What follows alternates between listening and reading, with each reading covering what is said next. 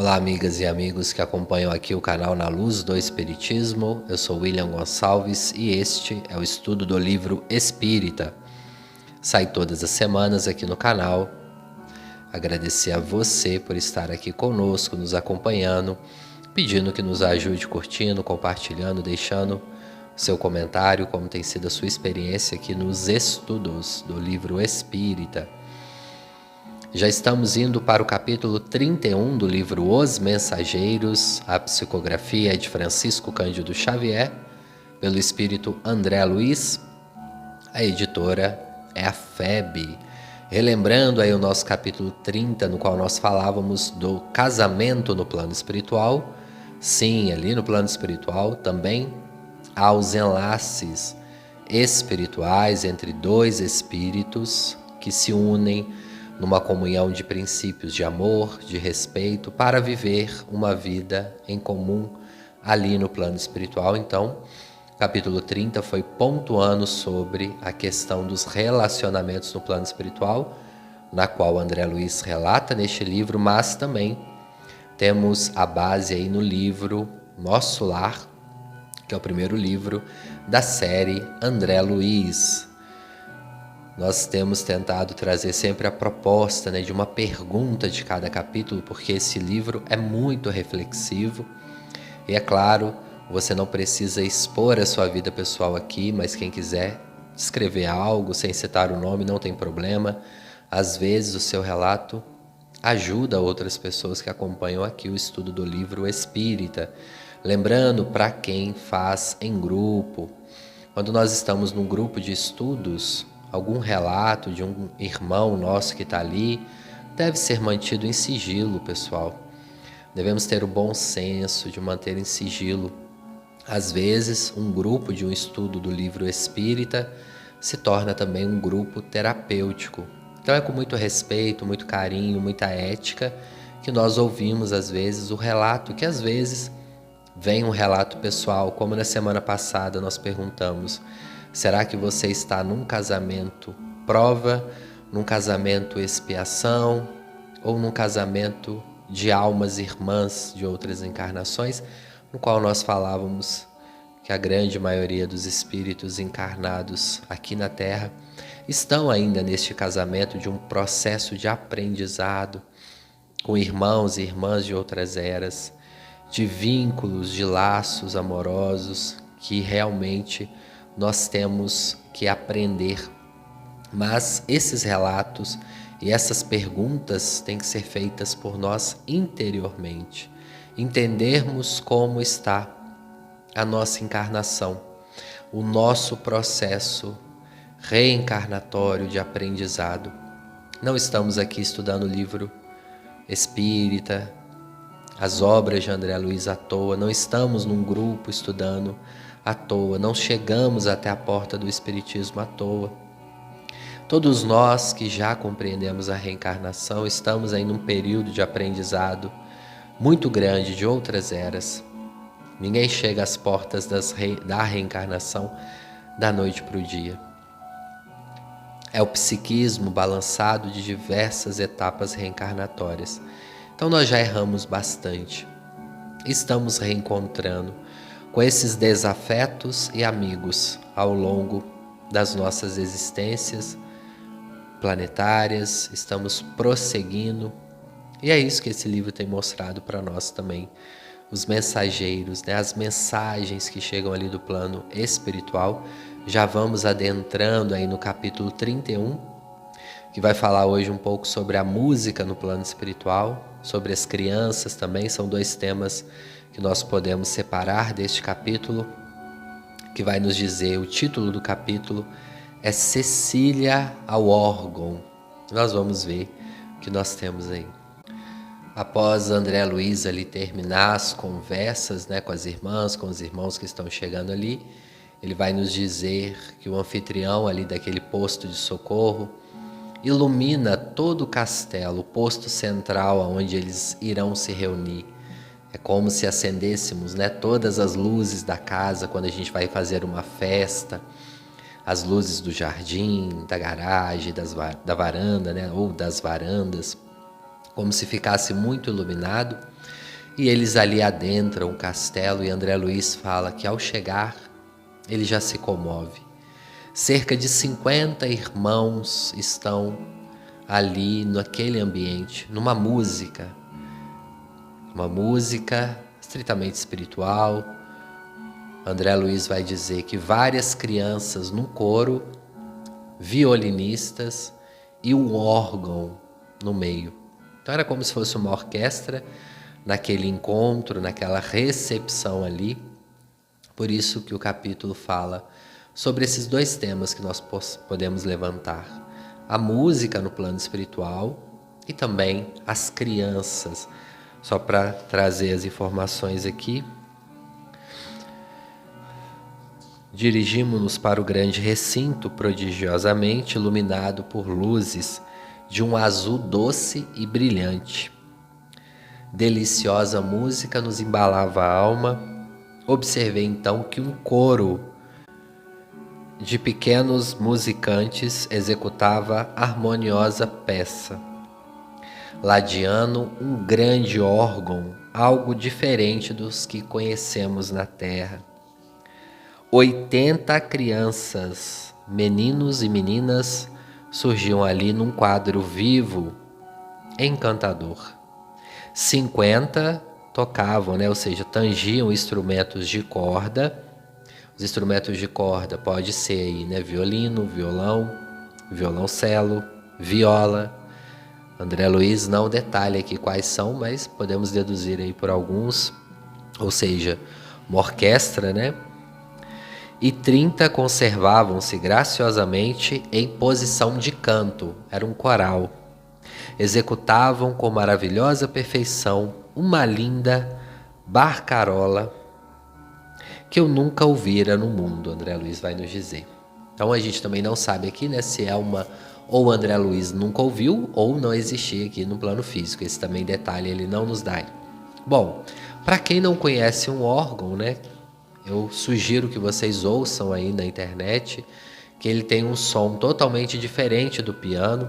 Tem duas mãos, duas mãos de teclados, uma em cima e uma embaixo. Tive a oportunidade de conhecer o órgão desde a minha infância, tanto a minha irmã como a minha mãe tocam órgão.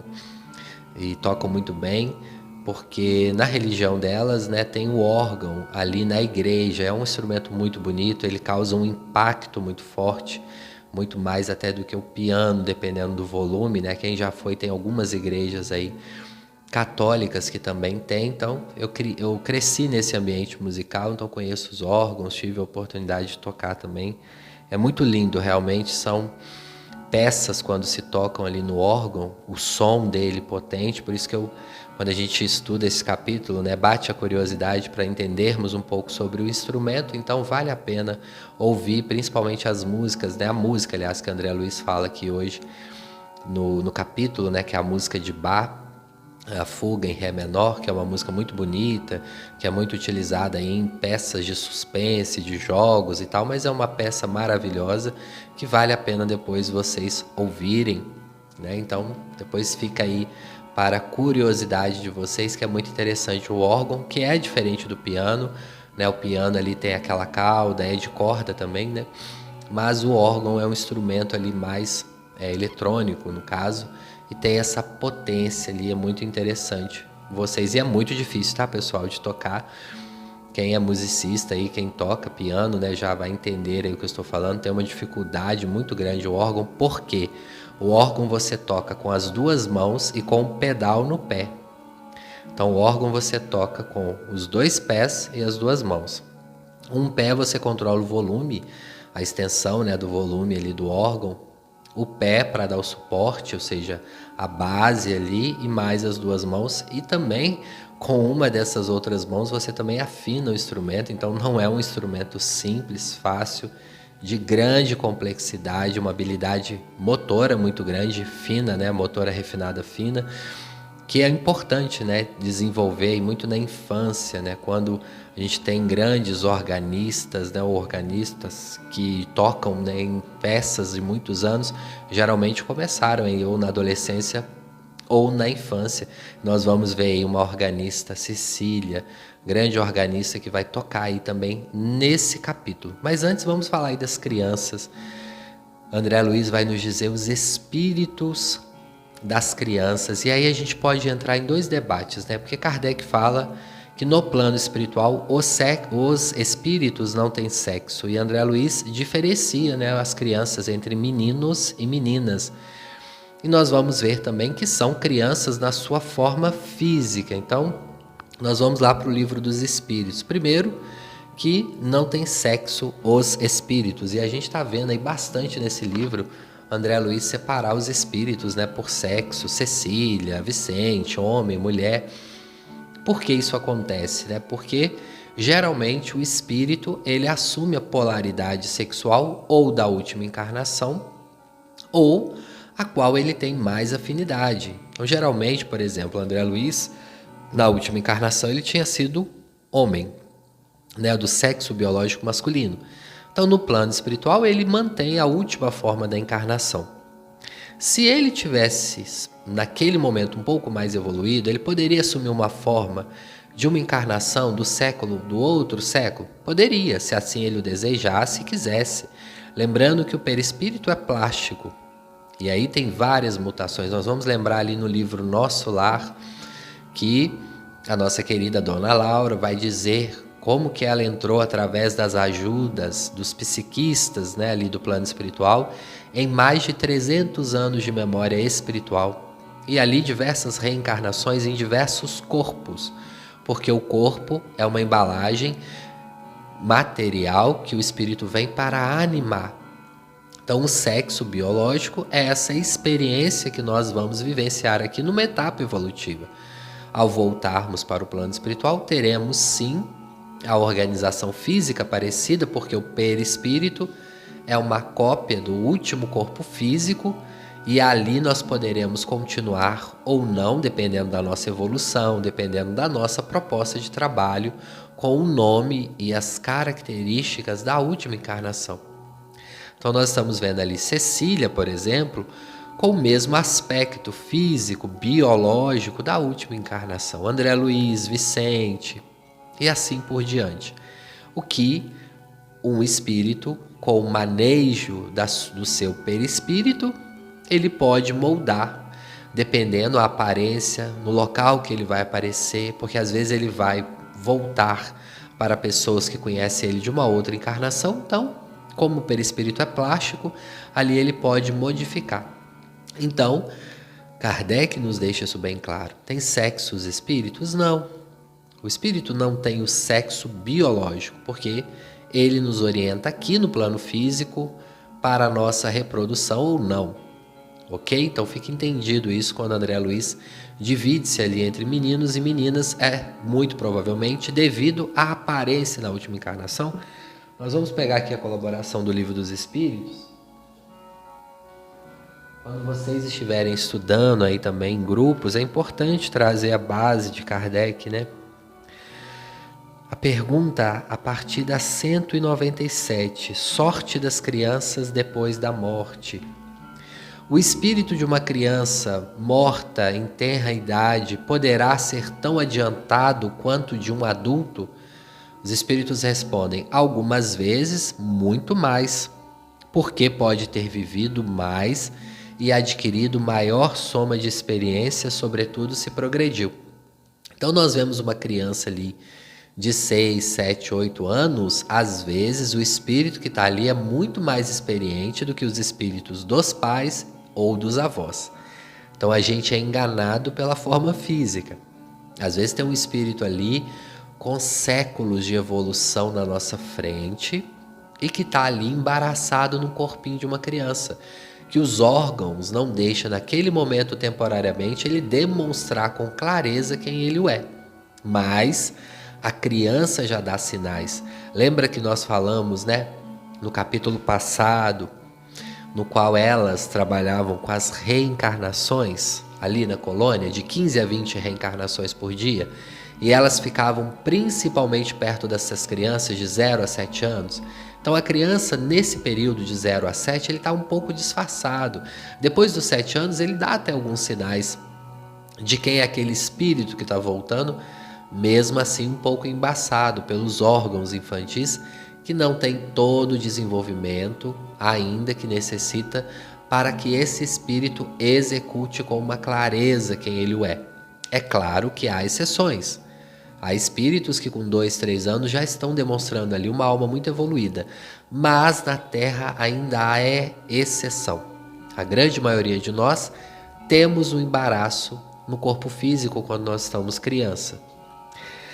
Na 197A, então o espírito de uma criança pode ser muito mais adiantado do que o pai, ou do que a mãe, né, do que os pais? E os espíritos respondem, isso consequentemente é muito frequente. Observem vós mesmos, tantas vezes na Terra, é verdade, né? Às vezes nós observamos alguns pais e mães ali ter uma criança muito mais evoluída, muito mais desenvolvida psicologicamente do que os próprios pais espiritualmente também.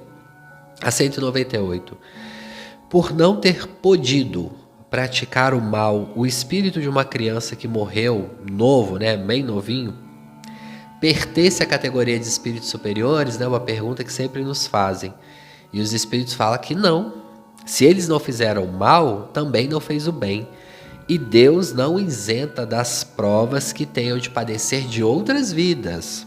Lembrando, o espírito de uma criança não está reencarnando a primeira vez. Ele já é um espírito idosinho lá, que já reencarnou milhares de vezes, ou nesse planeta ou em outro, já tem adquirido a consciência humana. E aí os espíritos falam, porém, se for um espírito puro, não será pelo fato de ter sido criança, mas porque já era evoluído. Então, se já é um espírito puro, reencarnou e desencarnou como criança, e isso pode acontecer? Vocês podem perguntar, pode. Às vezes um espírito puro ele pode reencarnar numa etapa de aprendizado, não para ele, mas para os pais, às vezes, uma aprovação. E ele vem ali como uma ajuda, uma aprovação, né? Tem uma certa vez uma reunião mediúnica que nós participamos e um espírito falou conosco que muitas das vezes, quando os espíritos vão se aproximando da escala de espírito puro, eles passam por diversas reencarnações, testes que eles mesmos pedem, em situações de perigo, para eles verem realmente até onde vai o desenvolvimento espiritual deles. Então eles podem pedir para vir como uma criança, morrer muito novo, podem pedir para vir como uma pessoa em situação de rua, uma situação de vulnerabilidade social, física, psicológica muito grande. Por quê? Isso é uma autoflagelação? Não, é uma experiência que vai ajudar esse espírito a provar que realmente ele, não precisa provar para ninguém, ele não vai provar, não é para Deus, não é para Jesus, não é para outro, para o irmão, para a esposa, para o marido, não, é para ele mesmo. Que ele já tem capacidade cognitiva, psicológica madura para suportar qualquer situação.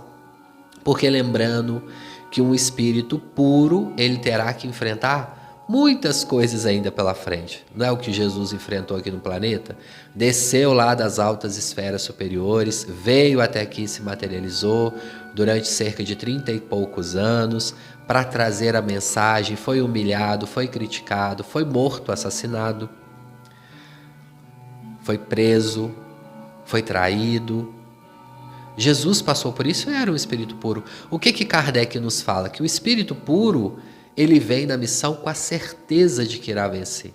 Ele não vem com a dúvida, ele vem com a certeza. É assim que Jesus chegou aqui.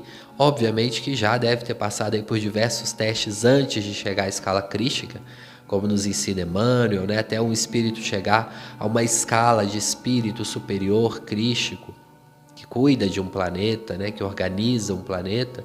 É muita evolução. Cristo, né, tem bilhões de anos de evolução. Então, esses espíritos podem passar por isso sim. Vamos prosseguir aqui na questão da infância, né? Por que a vida se interrompe com tanta frequência na infância? E aí os espíritos respondem, a duração da vida de uma criança pode representar para o espírito que está nela encarnado o complemento de uma existência interrompida antes do término devido. E aí eu coloco uma aspas aqui, em caso de suicídio, por exemplo, né? e sua morte quase sempre constitui provação ou expiação para os pais. Olha que interessante essa explicação. Então é o que os espíritos nos falam.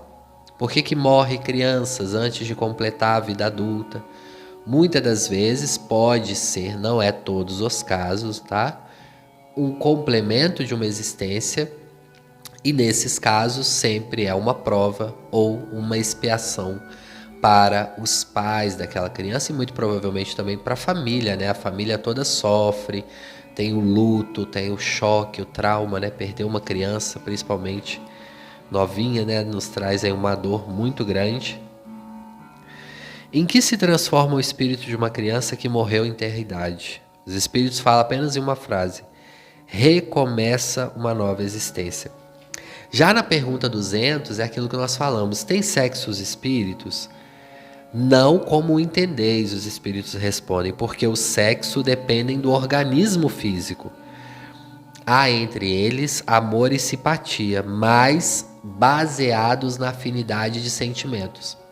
Então, complementando o nosso estudo passado, né, do casamento. Como que é esse casamento no plano espiritual? É só sobre o sexo orgânico? Não.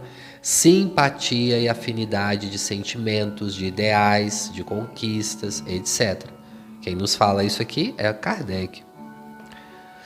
O espírito que animou o corpo de um homem pode animar numa nova existência o de uma mulher, ou vice-versa? Então, se eu fui homem nessa encarnação, eu posso ser mulher na próxima, ou vice-versa? Os espíritos falam perfeitamente sim. São os mesmos espíritos que animam tanto os homens quanto as mulheres. O que nos diferencia é aqui, no corpo físico, a polaridade que nós decidimos aí. Bom, vamos para a próxima etapa aqui de perguntas, só para a gente terminar essa questão das crianças. 381. Com a morte da criança, o espírito retoma imediatamente o seu vigor primitivo, ou seja, quando nós entramos no corpinho lá, né, do bebê, quando nós iniciamos todo o processo, o nosso perispírito diminui. A gente falou que a gente vai estudar isso na reencarnação de Segismundo mais para frente, mas eu preciso de adiantar para vocês entenderem. Então há uma diminuição desse perispírito, há uma formação de um novo perispírito, uma gestação, nasce uma criança. Então há uma diminuição desse perispírito. Essa criança morre, esse perispírito volta para o plano espiritual na forma infantil. Aí, Kardec pergunta isso aos espíritos. Assim, com a morte da criança, o espírito retoma imediatamente ao seu vigor primitivo? E os espíritos respondem: assim deve ser, já que está desembaraçado do seu envoltório carnal. Então, ou seja, na maioria das vezes deve acontecer isso. Entretanto, olha só recobra a lucidez primitiva quando a separação estiver completa, isto é, quando não existir mais nenhum laço entre o espírito e o corpo. E nessa pergunta a gente entende, né, por que ainda há muitos espíritos na forma infantil no plano espiritual. Muito provavelmente esses espíritos não são ainda espíritos evoluidíssimos que podem chegar no plano espiritual e já passar para um perispírito adulto. Às vezes precisam reencarnar. E aí, pessoal, a gente tem diversas opções, né? A gente não entende de tantas profundidade assim, por que há espíritos infantis, mas nós entendemos aí pelo depois, né, as psicografias de Chico e de outros médiuns e também reuniões mediúnicas, que às vezes, né, podem manifestar algum outro espírito infantil, que há sim os espíritos na forma perispirítica infantil no plano espiritual. E nós entendemos que às vezes o espírito pode se manifestar dessa forma, como nós falamos no início. O espírito, a forma é plástica, o perispírito, né, perdão, a forma é plástica, ele pode se apresentar, por exemplo, se eu fui um filho que morreu cedo, eu vou apresentar aos meus pais, eu posso assumir, ou eu ainda estou ligado à última encarnação, então eu continuo com a minha forma perispirítica infantil no plano espiritual, aguardando uma nova encarnação, um novo desenlace. ou outras opções que nós ainda não sabemos, porque em espiritualidade nós sempre deixamos ainda uma porta aberta do que vai vir de aprendizado para nós do plano espiritual. Nós não somos detentores de todo saber. Então, seria mais ou menos assim. Então, se você está ouvindo este áudio e perdeu um filho, né, uma filha em tenra idade, na infância, ele pode ou não estar na condição perispirítica ali no plano espiritual como criança. Mas o que ocorre geralmente, essas crianças, elas prosseguem muito rápido para uma nova encarnação. Não demora muito igual os adultos, né? Mais de décadas. Geralmente já são organizados ali. Por quê? Muitos que morrem na infância, como Kardec nos falou aqui através do Livro dos Espíritos, são espíritos que muito provavelmente tiveram algum problema, interromperam a reencarnação antes do seu processo. E ele vem, desencarna, chega no plano espiritual, fica um período curto e volta para uma nova encarnação, uma nova etapa de vida. São todos os casos que são assim? Não. Até mesmo porque uma coisa que nós sempre falamos aqui, espiritualidade não é receita de bolo. Não será todas as crianças que irá acontecer isso. Podemos dizer que é um grande número, mas não são todas. Assim como não são todas que ficará lá no plano espiritual na forma perispirítica de infância. Vamos seguir para a segunda parte, que o nosso tempo aqui já está curto. Como nós fomos ler aí o Livro dos Espíritos, muitas informações, que é a parte da música, né? Ali Cecília convidada para tocar uma peça, né? Flactus está querendo participar aqui com a gente. Todo o estudo do livro, ele fica aqui do lado querendo participar, né, meu filho? Então, a Cecília é convidada ali para ir ao órgão tocar uma peça, e ela fica extremamente envergonhada, porque os meninos estavam tocando uma peça lindíssima ali, né? Inclusive, ela toca, né? Eles pedem para ela tocar a famosa peça de Bach, depois vocês ouvem aí em Ré menor. Todo mundo conhece essa peça de Bach, muito conhecida, provavelmente você já ouviu em filmes, em comerciais ou em videogames. Em algum momento você já ouviu aí essa peça famosíssima de Bach. Ficou muito conhecida e ainda é, e ela toca ali no órgão. Coloquem no órgão para vocês ouvirem, né? O som que dá, quem tiver fone de ouvido aí para ouvir, dá aquele sonzão. Então ela toca ali, depois ela vai tocar uma música toda cheia, recheada de amor, de luz, para um amado, né, que está no plano físico. E aí responde a nossa curiosidade do capítulo. Quem é a pessoa que Cecília esperava? Lembra daquele capítulo que eu falei? Quem será essa pessoa? Cecília não falou nada. Se é homem, se é mulher, se é namorado, se é pai, se é mãe. E aí neste capítulo ela nos dá uma pista. Ela se entrega ali na hora que ela vai tocar a música, né? Quem lê o capítulo aí vai entender. É uma música profunda, toda romântica, falando que espera ele no plano espiritual, naquela emotividade ali. Mas o que eu queria deixar de lição sobre esse capítulo, pessoal, que nós possamos levar isso de debates, principalmente quem é pai, quem é mãe, quem é professor, né? A qualidade da música que nós estamos ouvindo. Sem sermos puritanos, o Espiritismo não nos proíbe nada, nós podemos ouvir qualquer tipo de música que nós queremos ouvir. Mas devemos ficar atentos com as músicas que nós colocamos dentro da nossa casa, do nosso carro, do nosso ouvido, diariamente, constantemente. Porque nós sabemos hoje que massivamente grandes artistas, sem citar nome aqui, sem citar tipo de música, porque isso já está em todos os padrões musicais. MPB, funk, rock, sertanejo, não escapa nenhum. Muitos se venderam pelas mídias, por aquelas que querem vender a bebida alcoólica, facilitar, estimular ao sofrimento, enfim. São várias questões que são passadas pela música. O estímulo que nós podemos apagar a tristeza através de bebendo mais, ou comprando mais, ou consumindo mais. A hipersexualização das crianças através das músicas, dos adolescentes.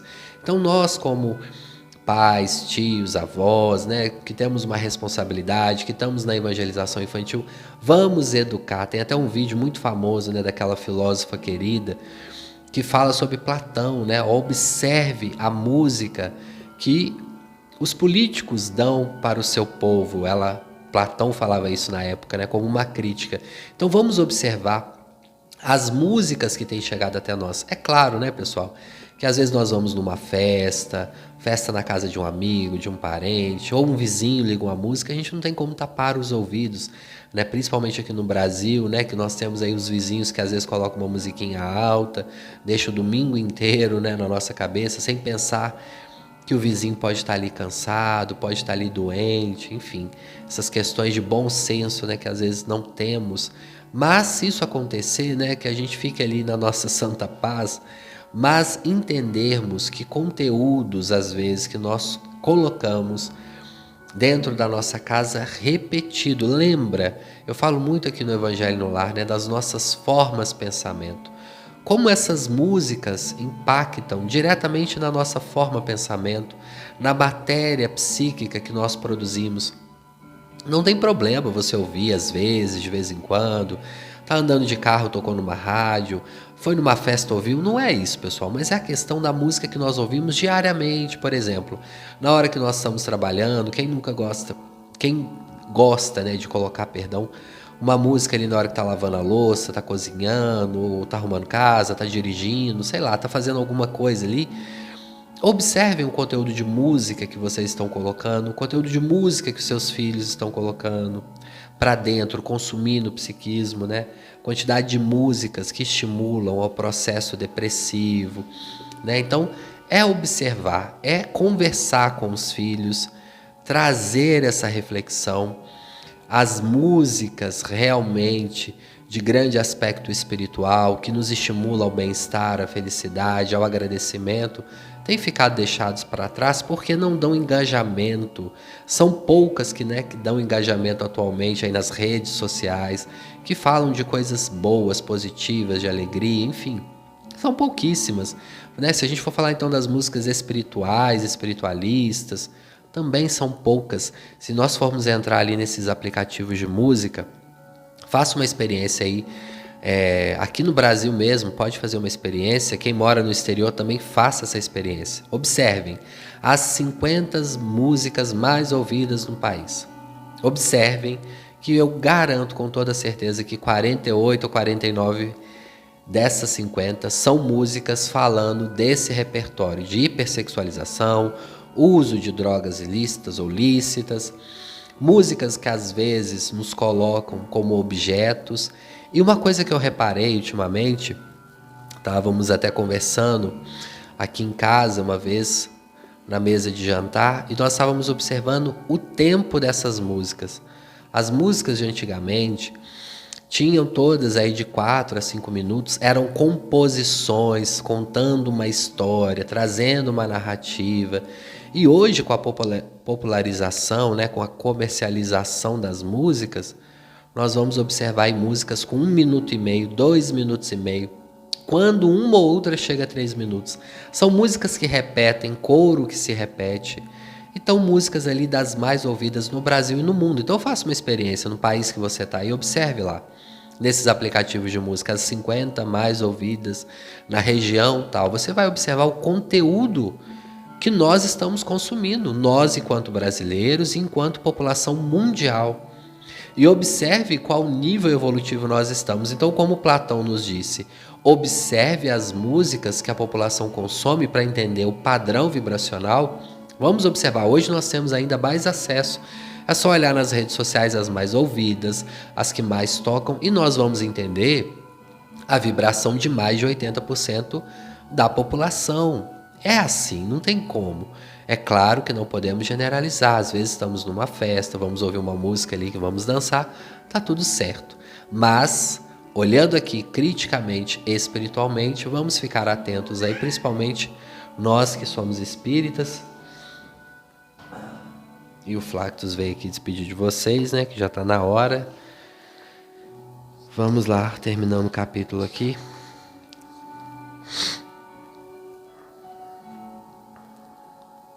Devotar-se não é crime, minha boa Cecília. O amor é luz de Deus, ainda mesmo quando resplandeça no fundo do abismo.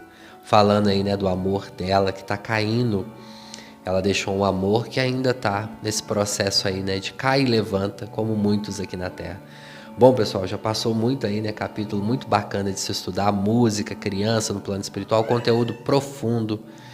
Eu agradeço a vocês a paciência, o carinho. Um grande abraço para cada um dos irmãos e das irmãs que nos acompanham aqui, de toda a região do Brasil e do mundo. Até o nosso próximo estudo. Fiquem aí com o meu abraço e o do Flactus hoje aí para vocês. Deus abençoe.